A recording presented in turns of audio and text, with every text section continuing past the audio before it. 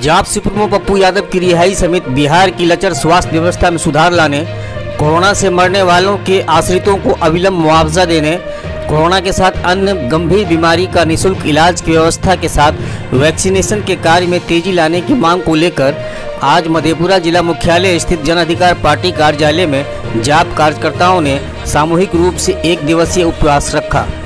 इस दौरान पार्टी के नेताओं ने कहा कि हमारे नेता और पूर्व सांसद पप्पू यादव के साथ बहुत बड़ा जुल्म और अत्याचार हो रहा है। जिस केस को गुजरे हुए 32 साल हो गए, उस केस में लगभग 1 माह से उन्हें जेल में बंद कर दिया गया है।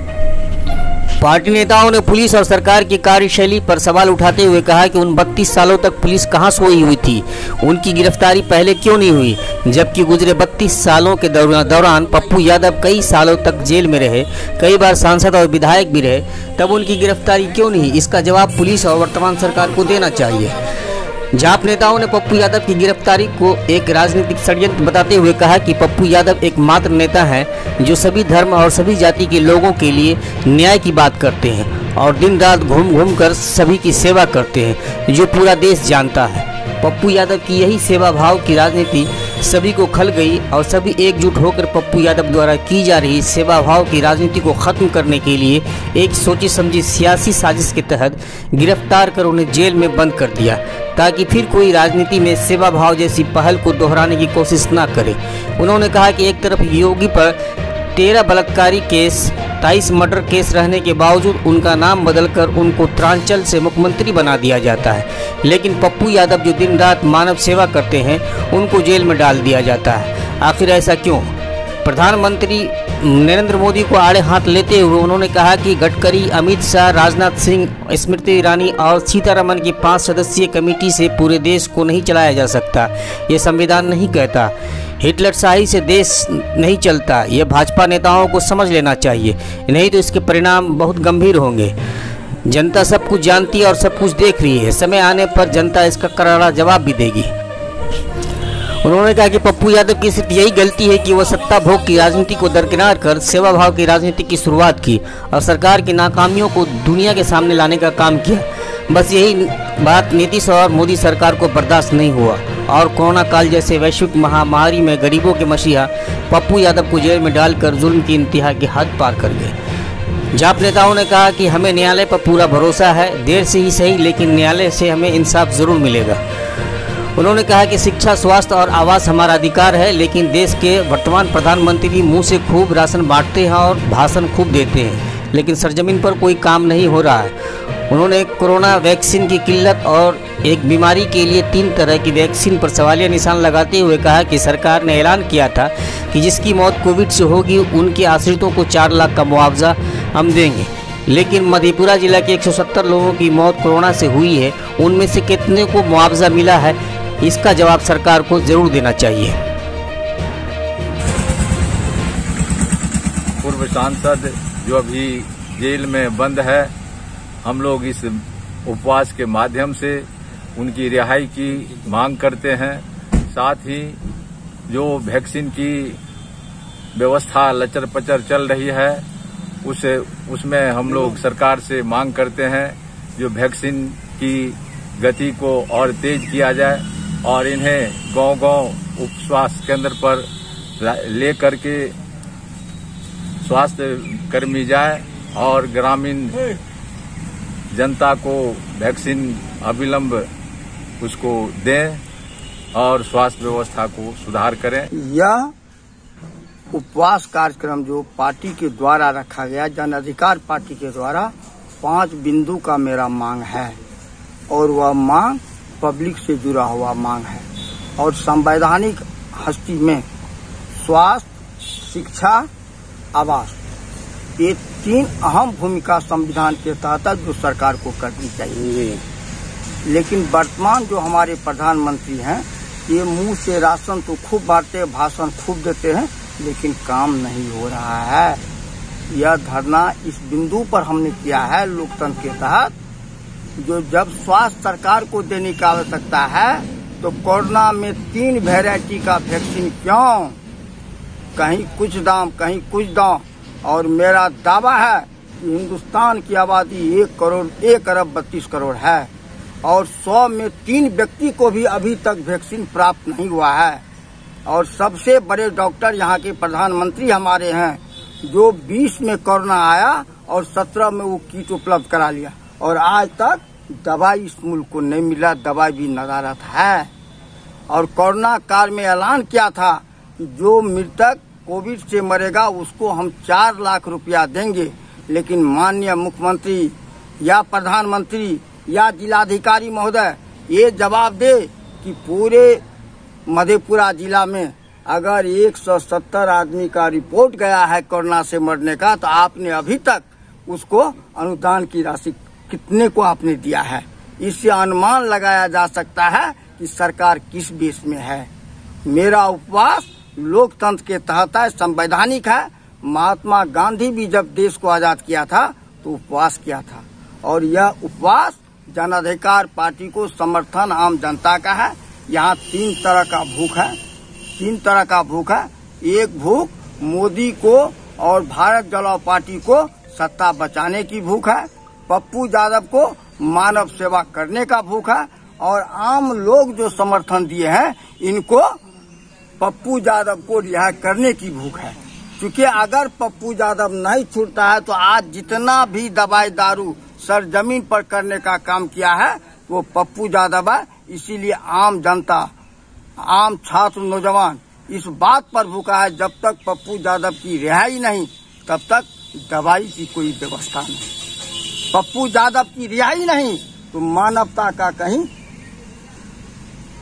खोज नहीं। और इतना ही नहीं, मैं माननीय न्यायालय का सम्मान करता हूं, लेकिन यह भी पूछना चाहता हूं, जब न्यायपालिका को डिक्टेटरशिप हिटलरशाही के तहत आपने अपनाया है तो किस परिस्थिति में जोगी राज पर 13 ठो बलात्कारी केस, 23 ठो मर्डर केस, और उसका नाम बदल करके आप उत्तरांचल से मुख्यमंत्री बना सकते हैं, लेकिन पप्पू यादव को मानव सेवा के नाते उसको आप देशद्रोह या जेल में आप बंद कर सकते हैं। मेरा उस पर कोई आक्षेपण नहीं है। मैं माननीय प्रधानमंत्री से मेरा सवाल है कि जितना आप राशन देते हैं, जो करते हैं आप कीजिए, लेकिन 5 कमेटी संविधान का मालिक नहीं होगा।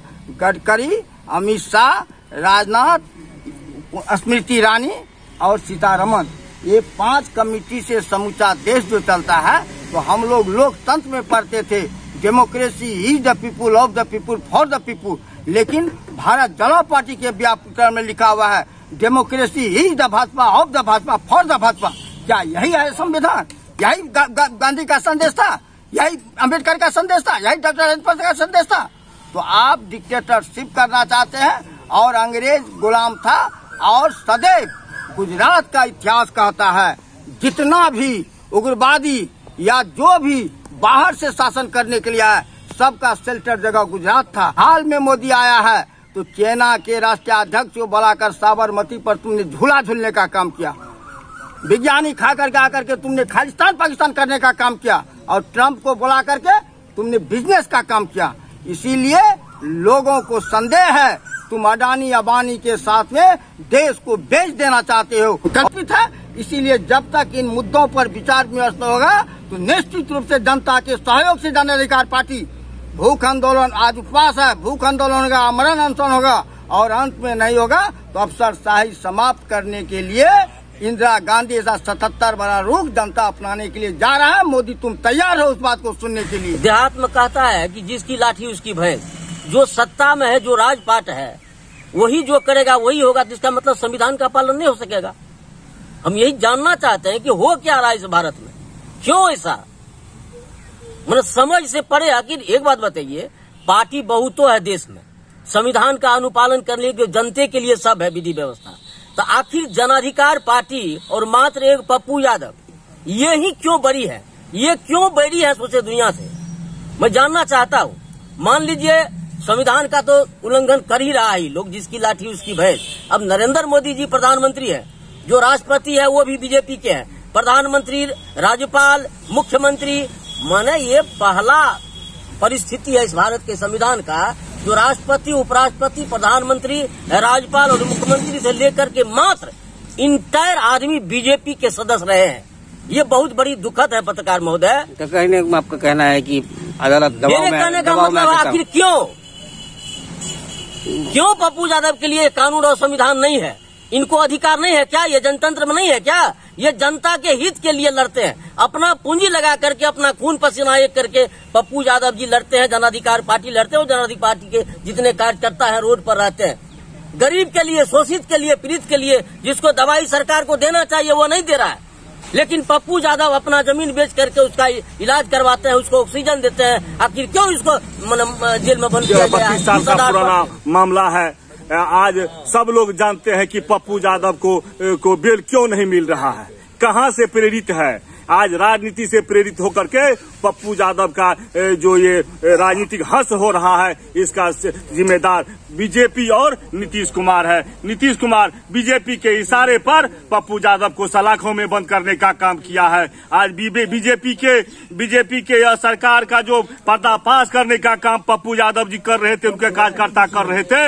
आज पप्पू यादव को बंद कर दो, हमारा नाकामी उजागर नहीं होगा।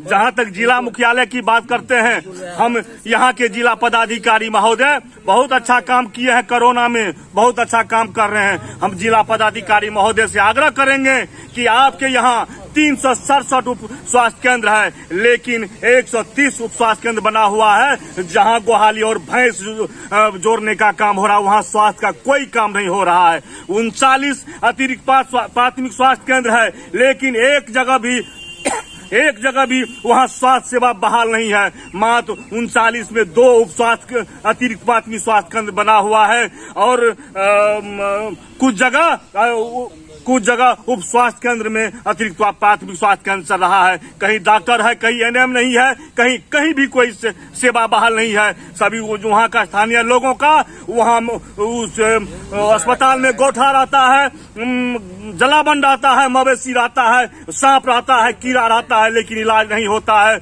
हम जिला पदाधिकारी से अपने धरना के माध्यम से मांग करना चाहते हैं, 367 उप स्वास्थ्य केंद्र और 39 अतिरिक्त प्राथमिक स्वास्थ्य केंद्र के स्थिति को देखें, वहाँ क्या स्वास्थ्य सेवा है आप देखने का काम करें। यही हम पार्टी के द्वारा उनसे मांग करते हैं। सांसद जो पूरे बिहार में, पूरे भारत देश में ये कोरोना लेकर के जो दौरा किए और जहां जहां गए, जहां किसी तरह की दिक्कत हुई, इन्होंने जो आवाज उठाया, उनके आवाज को दबाने के लिए इन लोगों ने बहुत बड़ा जुल्म किया है, लोकतंत्र का हत्या किया है। हम लोकतंत्र को मानते हैं, हम अम्बेडकर को मानते हैं, जो अम्बेडकर का संविधान कहता है उसको मानते हैं, लेकिन यह लोग किसको मानता है? राष्ट्रवाद को मानता है, लोकतंत्र को नहीं मानता है। यह लोग अंबानी को मानता है, पूरे देश को अंबानी के हाथ में देना चाहता है, या बड़ा बड़ा उद्योग के हाथ में देना चाहता है। न यह किसान का है, न यह गरीब का है, न यह मजदूर का है, किसी का भी नहीं है। लेकिन जो उचित न्याय होना चाहिए वो उचित न्याय नहीं हो रहा है, लोकतंत्र का हत्या हो रहा है। इसलिए मेरा कहना है कि हम लोग उस वक्त तक संघर्ष करते रहेंगे जब तक कि पप्पू यादव का बेल नहीं हो जाए, रिहाई नहीं हो जाए और केस खत्म नहीं हो जाए। उस वक्त तक हम लोग जो है संघर्ष करते रहेंगे। इन्हीं बातों को